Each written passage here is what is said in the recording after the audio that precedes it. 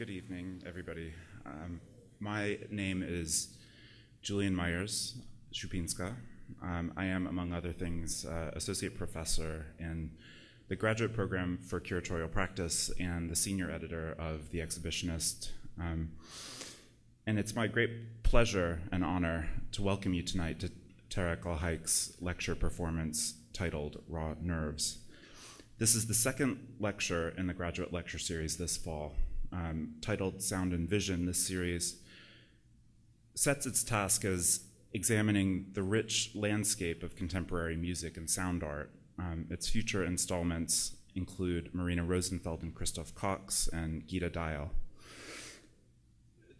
Tarek's lecture tonight will engage the chaotic optical and sonic landscapes of the films of the Mexican-American philosopher Manuel De Landa.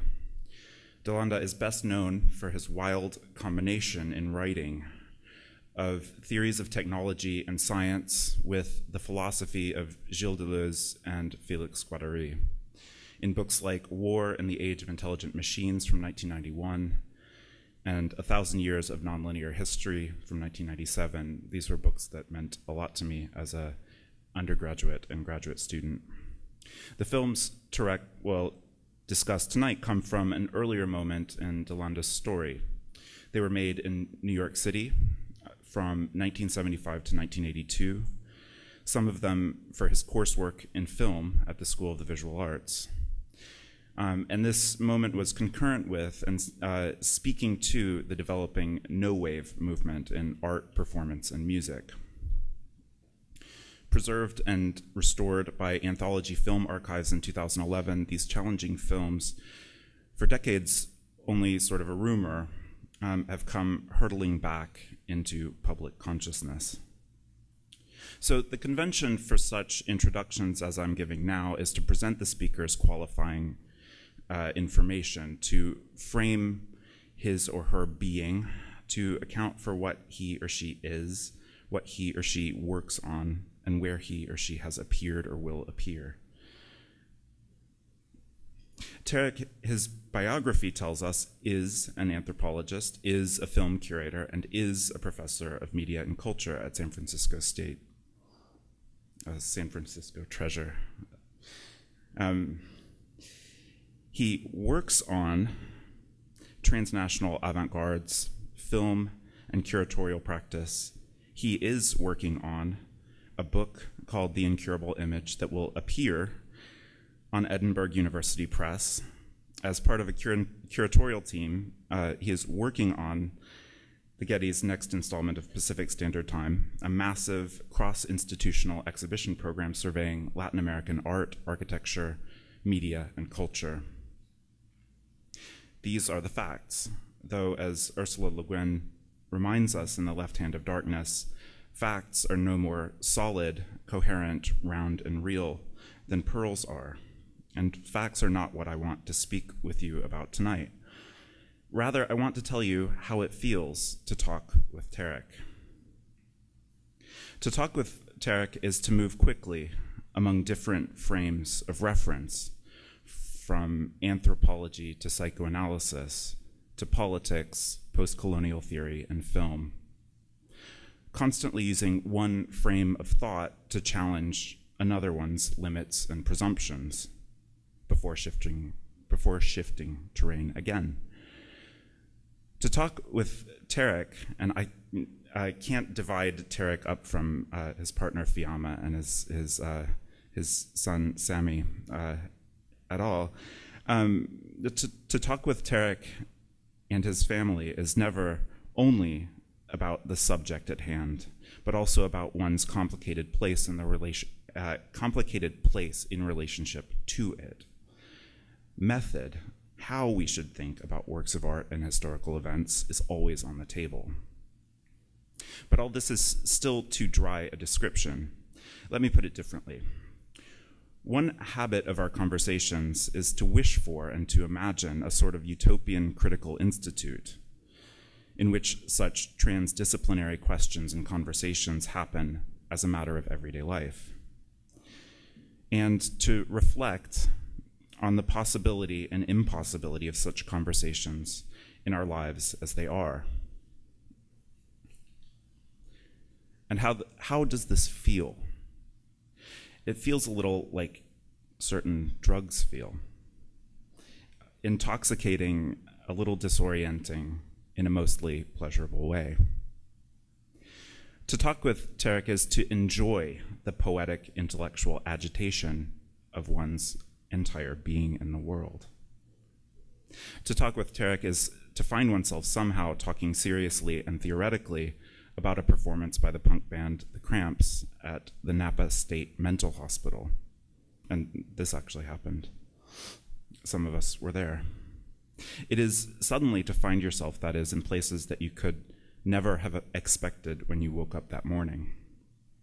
And so I'm very thrilled to be able to enjoy that feeling with all of you tonight.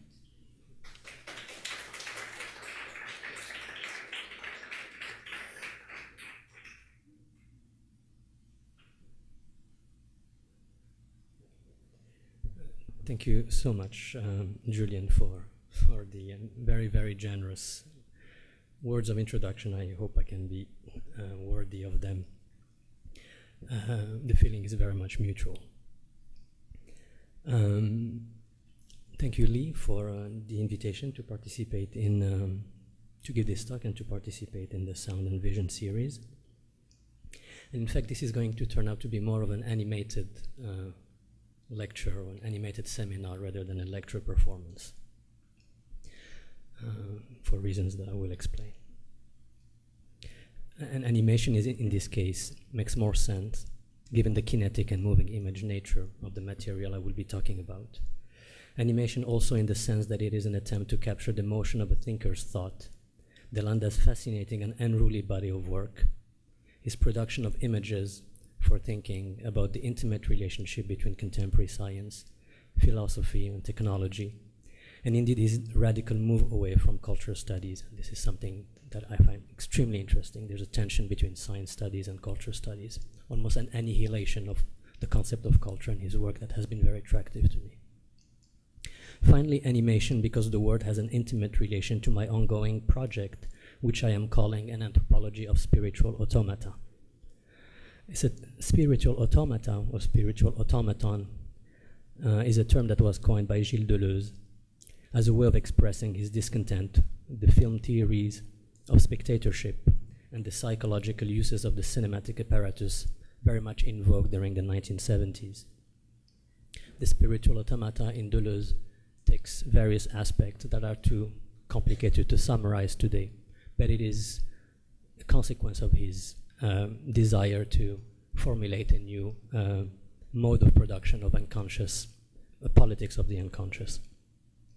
So spiritual automata refers both to the film goer or the spectator who is experiencing the media artwork, but also the mode of spectatorship itself, the unconscious at work while we are spectating. De Landa, one of the most interesting and brilliant users rather than interpreters of Deleuze, the distinction is quite important. Manuel De Landa has been extremely critical of hermeneutical models and phenomenological models, and was very much interested in the pragmatic use of technology, science, philosophy, just like Deleuze and Guattari had taught us before. So De Landa, one of the most brilliant users rather than interpreters of Deleuze, deploys the spiritual automaton as a capacity of the cinematic dispositif beyond itself, hinged, as we shall see, on the central concept of the assemblage, or assemblage, a term one finds in the intermediate work, for example, of Stan van der Beek and all of the expanded cinema movement of the 1960s and 1970s. Today, assemblage, unfortunately, has become a term used and abused in contemporary culture, often watered down and docilized to signify merely an ensemble or a totality or just a collection of subjects and objects. I should also add that my meditations on De Landa and his material are part of an ongoing individual and collective research carried out in the context of the Getty Initiative Pacific Standard Time, hosted by the Los Angeles Film Forum. So I am, in fact, sharing with you kind of an early stage of thinking about what will become a curatorial platform and an essay in this anthology that we are co-curating and co-editing, but each of us is contributing in an individual platform, curatorial platform, and chapter.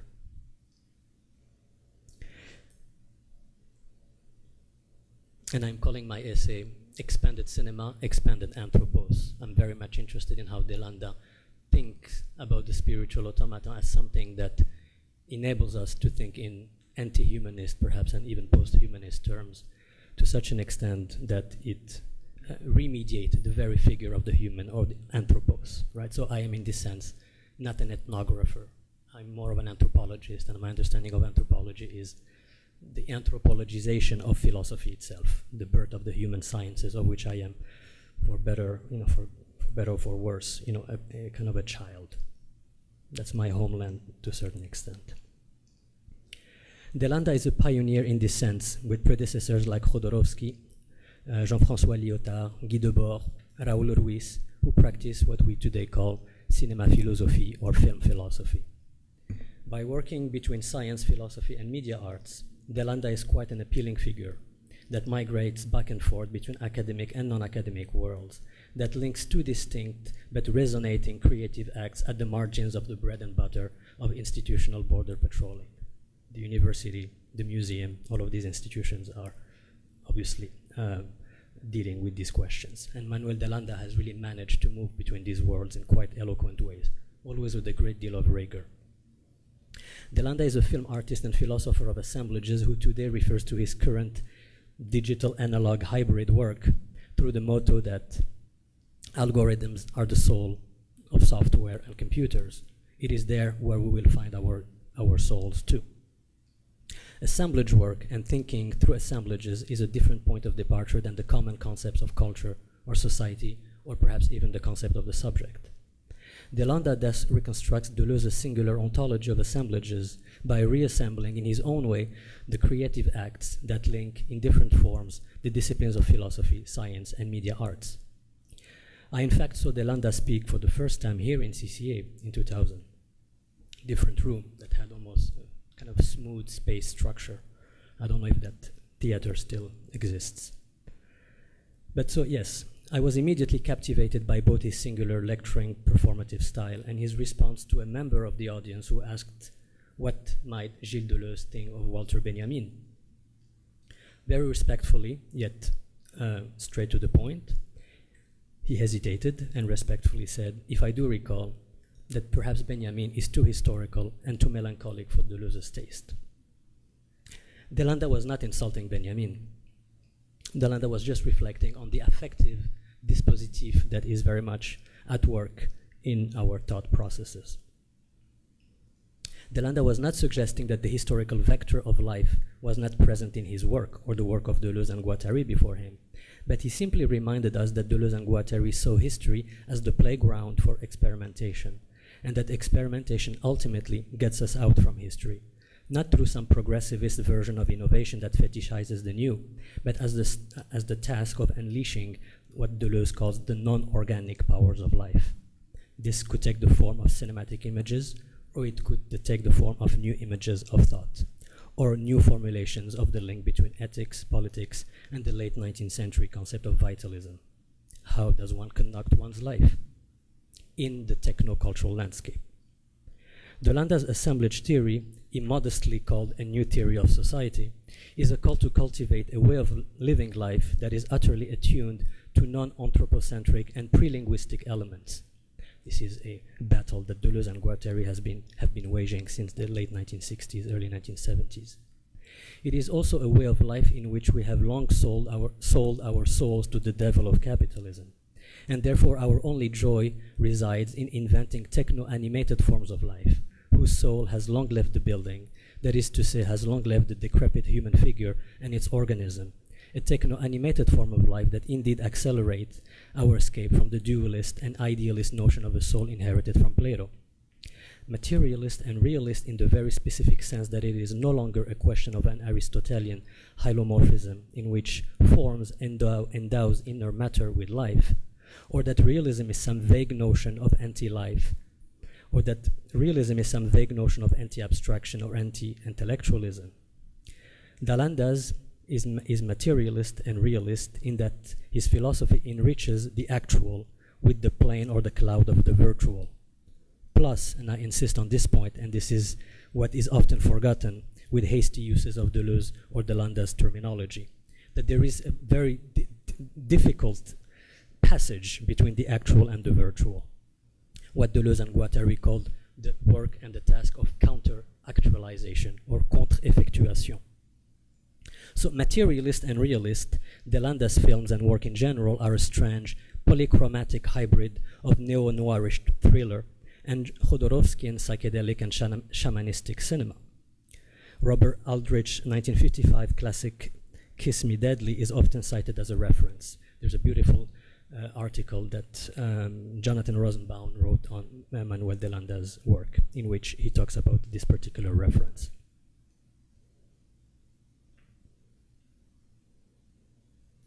De Landa's films also ought to be placed in the context of two views on contemporary capitalist visual and technoculture that are quite distinct. Guy Debord's situationist society of the spectacle, and Gilles Deleuze's, if not technophile, at least techno-futurist concept of the society of control. While the former, Guy Debord's, would privilege the black screen as a solution to the ills of a hyper-saturated capitalist visual culture and the representational illusions of consumer culture, profoundly Platonicist in tenor, Deleuze's version is a version of Aristotle and the historian of science Georges Simondon on LSD or on mushrooms. He would take us into a path that would help us invent new weapons from within capitalist visual culture, using capitalism against itself. For the sake and thanks to the spiritual automaton, always. De Landa's films are in this sense reminiscent of an earlier formulation of situationism that has its roots in the subversive experiments between art and ethnography during the 1960s, including Dada's potlatch-like attitudes of audience provocation. In his Lipstick Traces, Greil Marcus brilliantly reminds us that the Sex Pistols and much of punk attitude, including the no-wave movement to which De Landa participated, are the gifted children of anthropologist Marcel Mauss, Georges Bataille, the Lettriste International, the situationist movement. And I use the word gifted in a very specific and technical sense of the term. Marcel Mauss wrote a very important text in the 1930s, inspired by the sociology of Émile Durkheim, called The Gift, which was a way of seeking an alternative to capitalist modes of exchange and the utilitarianism of capitalist society. The gift was a concept that would prove to be an alternative, or at least an imagined alternative that would haunt theories from the 1930s onward. This tension between the gift and exchange is something that is profoundly, I think, constitutive of the punk attitude. And I should also add, perhaps, that I use attitude not in the colloquial sense of the term. Again, I use it in a very particular technical sense of the term. Michel Foucault, in his very important text, What is Enlightenment, in which he was rereading the figure of Kant and the text that Kant had written in the late 1700s, what is an answer to what is enlightenment. Attitude, in the sense of Foucault rereading Kant and rereading the tradition of the post-enlightenment, was a way of thinking about our relationship to the present, our relationship to the actual, our relationship to the contemporary. And this attitude, Foucault calls it a limit attitude, a radical form of critique in which we are able to lay bare the device that produces and generates our images, our thoughts, our ideas, our concepts. So attitude, punk attitude or punk philosophy for me is of course an attitude of provocation, but it's an attitude of provocation that is rigorous. I mean, it's a meticulous thing to be punk. And it's an attitude that in fact traces the possibility of creating a limit and identifying that limit through the act of provoking. Some of us do that in our own writing. In my view, this gift of Dada, this gift of ethnographic surrealism, this gift of the avant-garde, a certain kind of avant-garde, circulates in two senses. First, De Landa's films practice a form of dérive or drift by defacing the city through new image polis assemblages or image city assemblages. For example, we see the disruptions of signs on public billboard through graffiti interventions. By De Landa himself, who was quite a brilliant graphic designer in his teens and also a graffiti artist, among other things. computer designer, you name it. De Landa's films also have this capacity to render visible while destroying the capitalist semiotic order of things. Nonetheless, under De Landa's films and later philosophical works, a difference emerges from the situationists. He remains suspicious of an understanding of capitalism as a master trope that engulfs our way of thinking. Second, his films are situationist also, and the gift and joys of Dada provocation and surrealist ethnography in that they do not fall prey to the gloomy and dominant so-called apparatus theory deployed around the Revue Cinétique in France during the 1970s. Apparatus theorists generated the Althusserian perspective that saw the screening situation and theatrical conditions of spectatorship in the black box as analogical to that of the prisoners in Plato's cave. De Landa's humorous theoretical musing work in his films can be seen as harbinger of his future celebration of Deleuze's radical anti-Platonicism, regardless of what Alain Badiou might want to tell us. But that's another story. In light of this, De Landa's spiritual automaton, his use of the capacities of the cinematic apparatus, his imagining of another kind of spectator, his audience, so to speak, is not positioned in terms of the totality of viewers that wavers between the subject position of a captive spectator or, as Jacques Rancière very problematically tells us, an emancipated spectator. One that of the, or perhaps that of the relationship of an analysant and analysts, since most of these apparatus theorists were very much tuning towards psychoanalysis. De Landa's anti-psychoanalytical films, and by anti-psychoanalytical I mean specifically anti-Lacanian and anti-structuralist linguist psychoanalysis, even perhaps his Raw Nerves, also dubbed a Lacanian thriller, resonate in fact much more with what psychoanalyst Félix Guattari has called in a famous issue of the journal Communication, dedicated to the relationship between psychoanalysis and cinema, that cinema should perhaps be understood as, quote, the poor man's couch, le divan du pauvre. This vision of the cinematic apparatus and its spiritual automaton, you, me, the spectator, was seen under this light as more effective than any private clinical encounter between analyst and analysant. An anti-Oedipal machinic assemblage that is profoundly anarchistic, anti-foundationalist, profoundly non-identitarian, but that nonetheless doses very carefully its processes of deterritorialization. Antonin Artaud's fall into madness as a result of his ethno-theater of cruelty is often used as testament of the risks involved in lines of flight. And the concept of line of flight immediately implies risk. No line of flight, no risk, and vice versa. Any line of flight worthy of that name. One has to, for this, always keep in sight some sort of terra firma in order not to be damaged by the decoded flows of contemporary visual culture.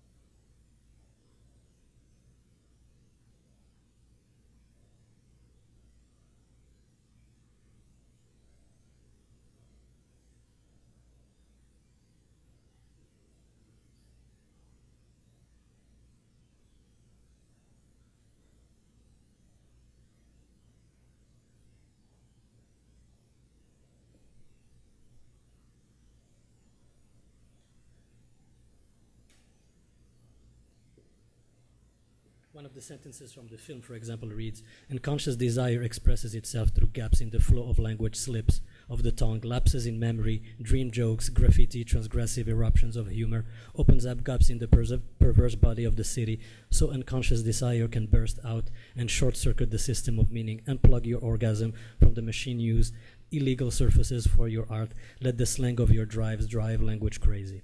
Clearly, at that point in his film career, if one might want to call it that way, the Freudian language is still very much present, something that will gradually disappear as we proceed toward Ronner's A Lacanian Thriller. This was supposed to be a silent film. You can find this version in the famous collection, Cinema of Transgression, with added punk music, which I think does not work very well, so I just want to show it this way.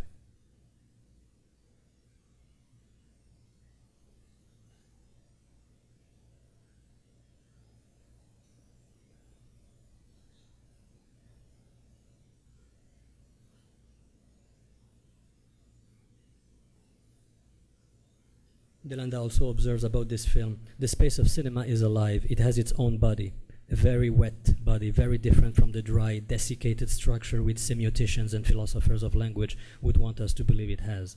Film's body is constantly traversed by flows which carry chunks of codes, linguistic, gestural, behavioral, ritual, some old, some new. But the overall movement of these currents of meanings, as we will see, never has a code of its own. The body of film is a vampire-like creature.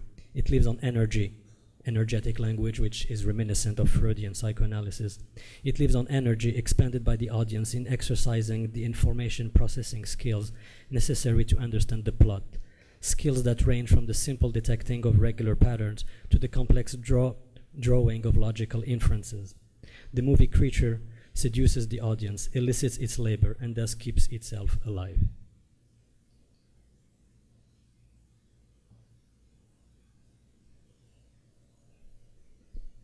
De Landa's early film work, conducted while a student in the School of the Visual Arts in NYU under the supervision of experimental film historian and theorist Adam Sidney, and as a member of the Collab-sponsored No Wave movement, or what Nick Zed later termed the cinema of transgression, can be approached as assemblages that not only waged a war against the structuralist linguistic theories of psychoanalyst Jacques Lacan. In particular, it waged a war against the notion that the unconscious is structured as a language. This is something that irritated profoundly Deleuze and Guattari. One can see from both the visuals and non-discursive material from Ism that De Landa had already digested the lessons learned from Deleuze and Guattari's Anti-Oedipus, a book that raised a virulent attack on Lacanian psychoanalysis, as it aimed to invent a new mode of existence that Michel Foucault, in his preface to the now canonical 1972 Tour de Force, called a book of ethics. Anti-Oedipus should be read as a book of ethics that teaches us to undo our fascistic tendencies.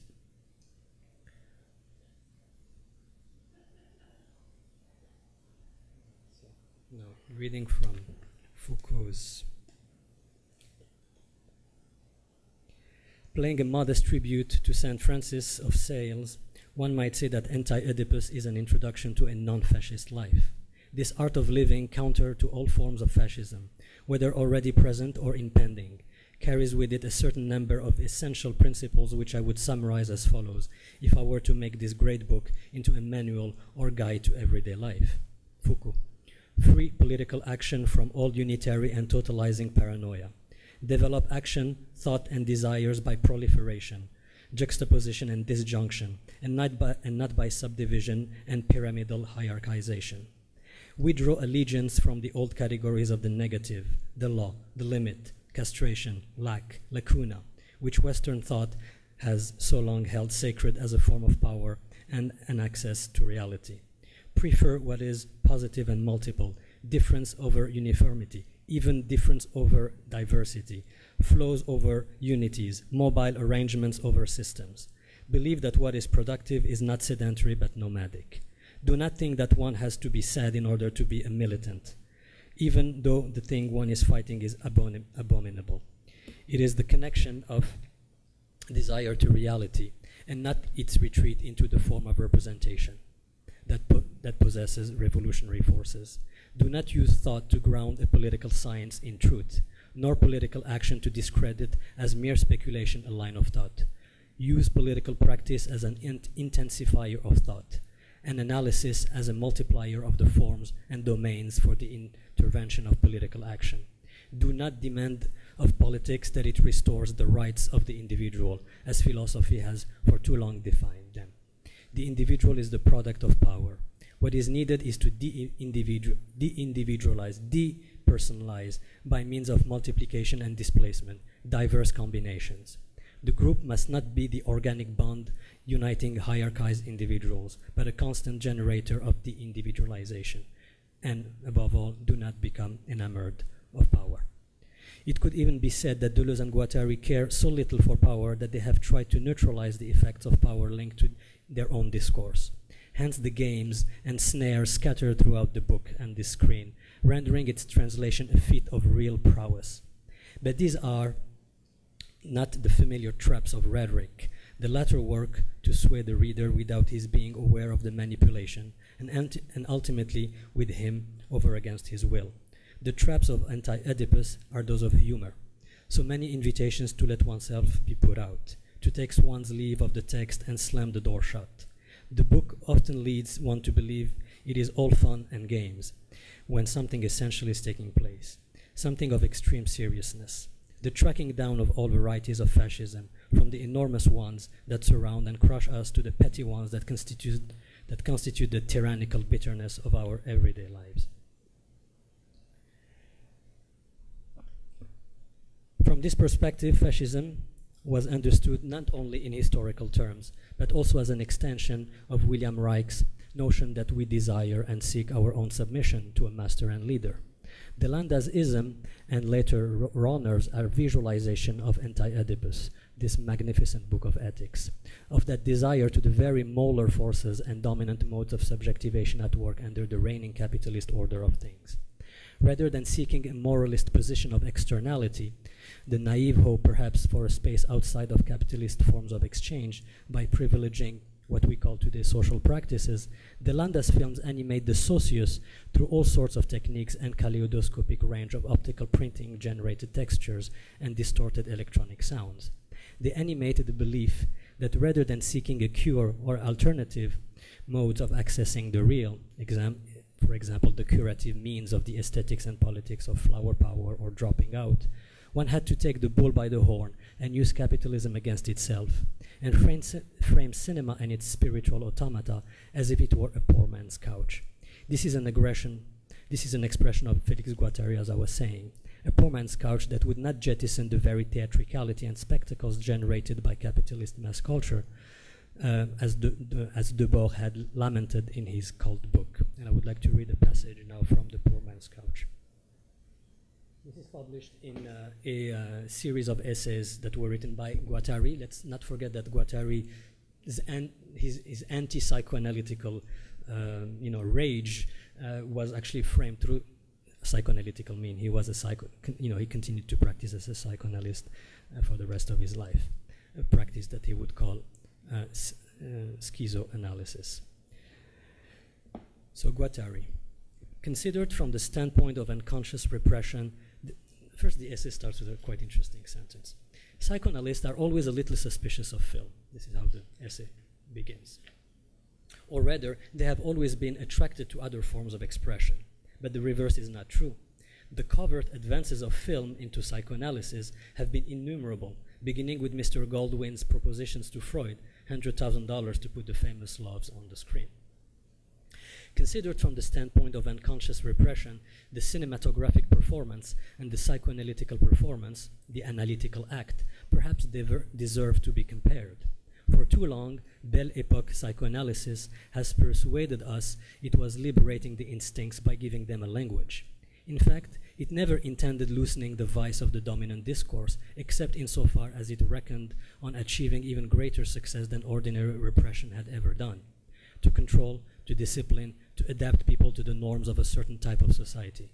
In the end, the discourse that is proffered in the analytical session is no more liberated than that served up in movie theaters. The so-called liberty of free association that we see in psychoanalysis is only an illusion that masks a certain program, a secret modelization of statements, énoncés. As on the film screen, it is understood in analysis that no semiotic production of desire should have any effect on reality. The little playhouse of analysis and the mass analysis of film both proscribe the passage to action, to acting out. Psychoanalysts, and even, in a way, filmmakers, would like to be considered as special beings beyond time and space, pure creators, neutral, apolitical, irresponsible.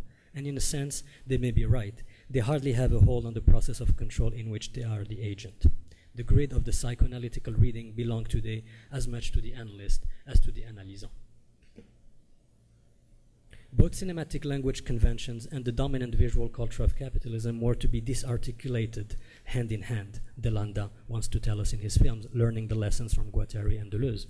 Conventions had to be deterritorialized with an understanding that a line of flight is a highly volatile mode of life that can of course take place inside one of the dominant institutions of disciplinary society, as long as the line of flight is fraught with risks and encounters with archaic material, non-human forms of life in particular, ghosts, specters, whose future and evolution are profoundly coupled, and in ways more than that of the wax and the pod. One form of life sovereign, the other inert.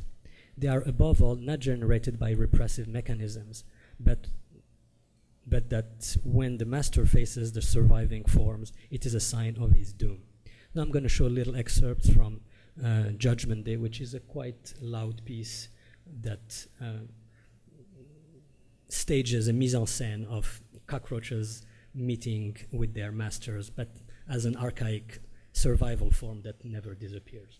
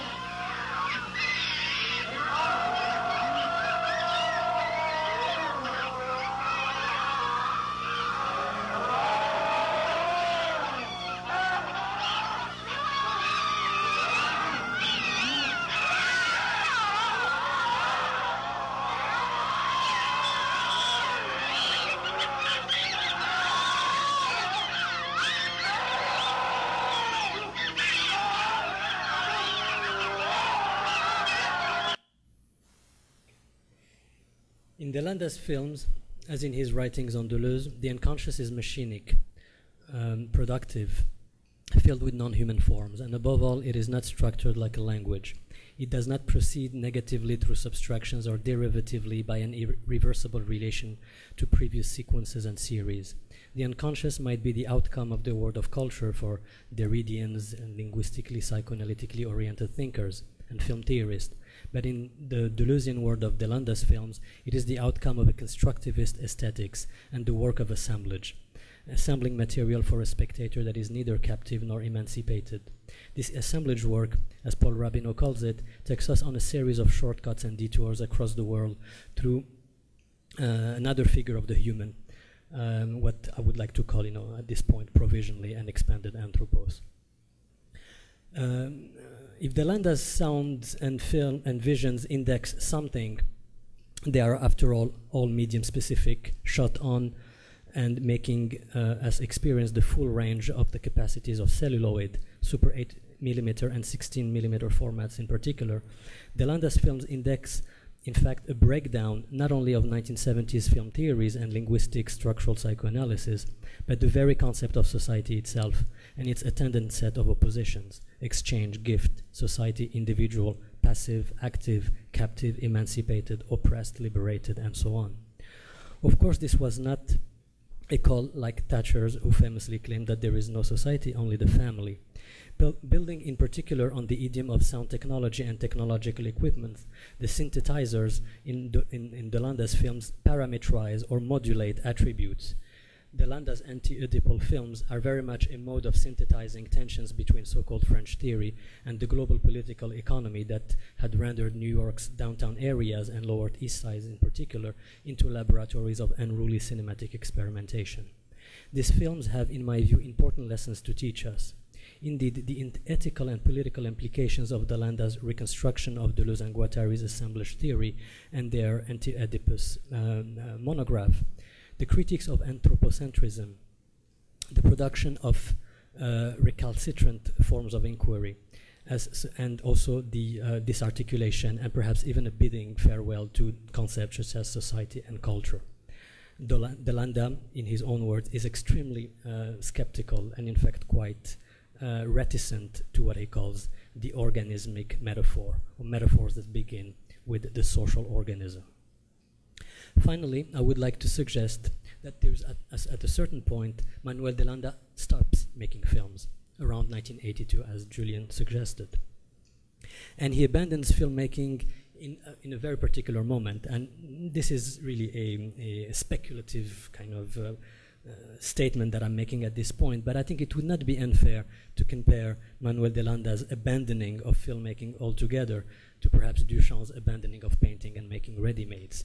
There is something that happens in that particular moment that I find very interesting. So I would like to suggest that De Landa abandons filmmaking altogether to not only continue exploring his interest in the history of technology and science, to which cinema belongs, but also cybernetics and computer technology in particular. He's in fact a true Deleuzian and a joyful radical nihilist in the sense that he does not fold back on a mournful humanist figure of Anthropos as a way to re-enchant the horrors caused by the instrumental use of contemporary technoculture. He in fact writes very interesting books that have learned from the anti-Oedipal lessons of the 1970s, and he has written that beautiful and really incredible book, War in the Age of Intelligent Machines, in which he reflects on war technology. De Landa has also proceeded to problematize and critique Deleuze himself, being a very faithful Deleuzian in this sense by fucking Deleuze from behind, as Deleuze would have wished, the true Deleuzians to do. So as Deleuze would famously, fuck him par derrière, writes a series of great books that escape academic dictatorship of peer reviewing while rigorously frames and finding in science and technology, rather than cultural studies, the new weapons to attack our controlled societies. And in these societies, Deleuze tells us the coils of a serpent are even more complex than the burrows of a molehill. In De Landa's films and his abandonment, I dare say, have to do with the fact perhaps that film, at least a certain idea of medium specificity of the cinematic apparatus, long based on decades of film theory, has now entered a digital order in which the cinematic lives on, but not in filmic form. In this sense, that Manuel De Landa's software cinema or software work, computer graphics, and also his reliance on sound technology and the language of simulation and computers demonstrates, perhaps to a certain extent, that the cinematic can no longer be reduced to the filmic. It is fair to say that while De Landa abandoned film, he has continued to practice fascinating optical and sonic experiments in cinematic means by means of the spiritual automaton that, like the serpent of control, mutates and metamorphosizes into new weapons yet to be invented and used. So I don't know how much time we have. I would like to show some portions of Raw Nerves, a Lacanian thriller. Do we have 5 minutes? Okay.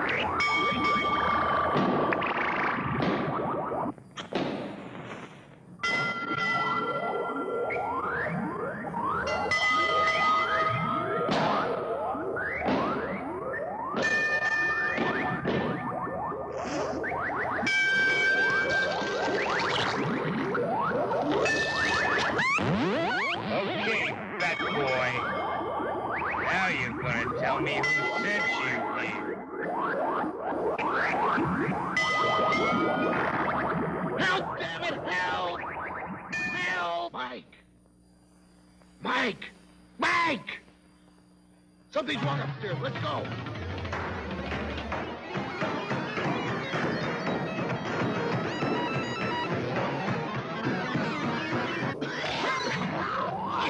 Let me go, please. Come on, boy. Come on. Let me go. God damn it, please.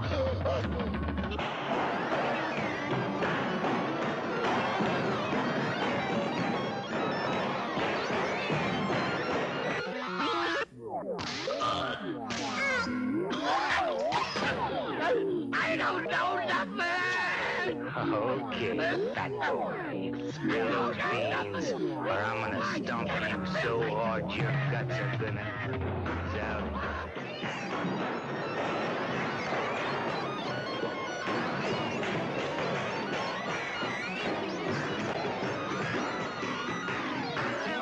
Come on, spit it out! Cough it up! Come on! Let me do it now! Come on! Cough it up! Come on!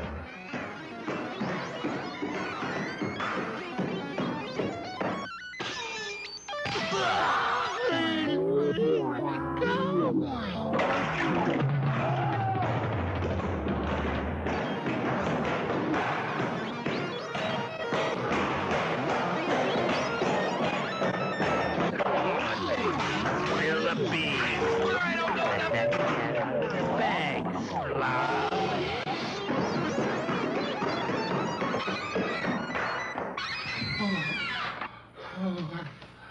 I'm sorry, man. But there's no point leaving without it. It's got to be here somewhere.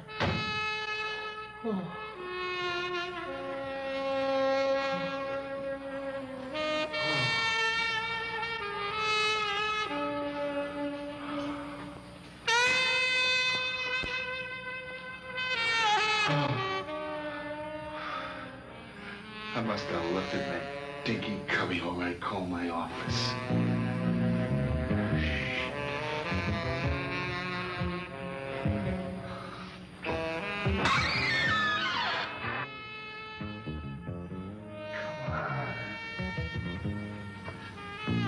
know it's somewhere. I know it. Where the hell is it? There! Damn it! Where is it? Ah!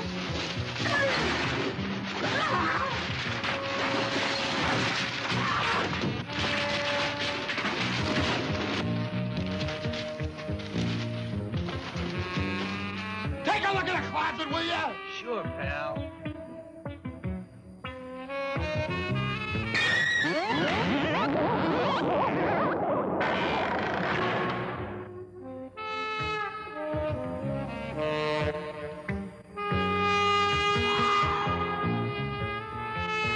I'm really getting lost in this mess. It's like the face of an acromegalia victim growing bigger and uglier. Something has to explode soon. I remember how it all started. I was relieving my bowels in a crummy shit stall, just aimlessly glancing at the graffiti on the wall. Are you gonna help me or not? I mean, the faster we find it, the faster we'll get the hell out of here. Yeah, okay. Just lighten up, bud. You're not gonna find anything staring out into space. Except your nose. Yeah. I remember so clearly the moment my eyes picked it out. I had seen hundreds of scrawlings in hundreds of washrooms before, but something about this one sent little bells off inside my head. Little bells that tinkled and rang and chimed and beat themselves into shattered pieces of nothingness. A coded message. The final scribble of a man who had taken his last shit in this world. With that realization, I broke out into a sweat. I knew hardly anything, but it was enough to put my head on the chopping block next. I could be the one taking his last shit now. I'd really appreciate your help, you know. But for Christ's sake, we haven't got much time. Did you check the closet? Yeah, it's empty, except for the usual crap. Well, I don't know where you come from, but I don't store dirt in my closet.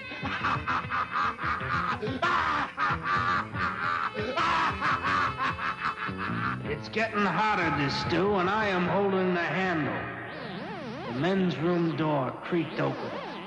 I heard the sound of heavy footsteps pressing the tiles of the washroom floor until they splashed in a puddle of misdirected piss. Did these footsteps belong to just another customer? Or to someone who was waiting?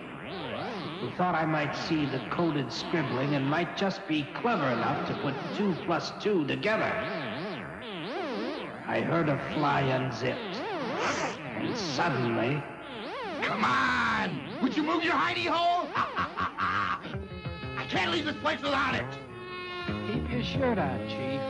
Besides, something like that can't get lost. I hope whatever he's looking for ain't keeping John Doe company in the closet. The guy wasn't there just to fill the floor sink, that was clear. I waited for all the normal noises of a man eliminating his liquid waste. Nothing. Not a sound. Either this character couldn't get his piss up, or he was waiting for me to walk through my stall door so he could deliver me to my maker. Are you sure it's not in a closet? Huh? What's the matter with you? You keep standing around looking like a goddamn idiot. Look, buddy, I told you there was nothing in the closet. Boy, you're as jittery as a TV set with a bad picture. His laugh is beginning to get to me, the haunted cackle of a plutonium zombie.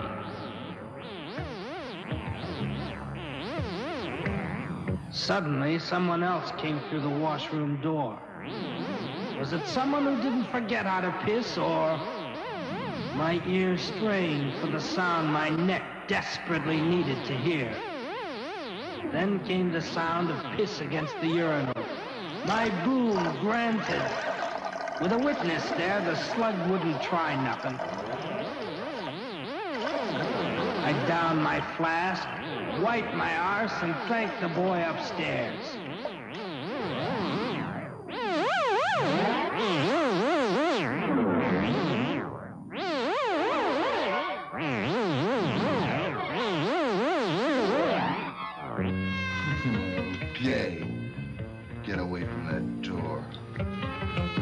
think you're pretty cute, huh? I told you there's nothing in there. Well, if there's nothing in there, let me see for myself. It's an overinflated tire getting bigger and bigger, about to bust to all hell right in my face. The jig is up, pal. I'm gonna see what's in behind this door for myself. This is it. Welcome. I will just fast forward to the last, now cultish, ending of this film, in which the alter ego appears in the form of a character who makes an interesting statement, and then we can just stop there.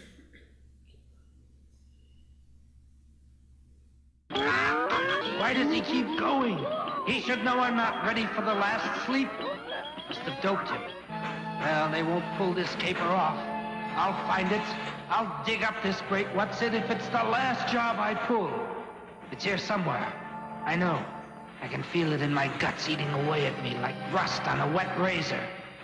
I know it doesn't make any sense. No one told me the damn thing was here. No one told me my so-called partner's out there racking up points for my last send-up. But in my business, you learn to go for hunches. Instincts, like a blind bat in the dark. Just flapping my wings and bumping against the ceiling, hoping my instincts will see me through. Yeah, they usually do. But even a bat dies sometime. My score's adding up. Damn, he sure plays that thing well. You work with a guy for a dozen years and you never know a thing about him. Hell, I never knew he played pinball. Gotta do this carefully or this is the game, I know. If I don't pull this off quick, I'll be having my roof mowed once a week in somebody's mortuary. He's close now, but so am I. Got to pry this sardine can open. If this whole thing is gonna make any sense.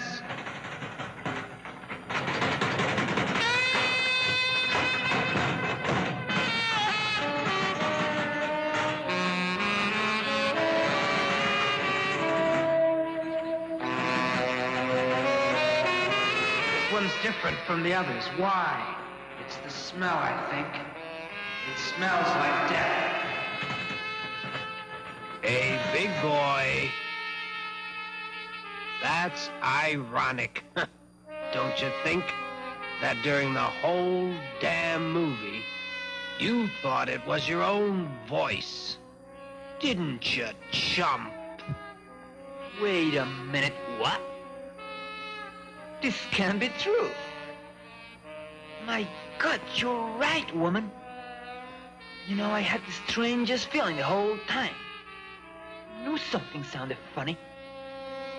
I never saw my lips moving.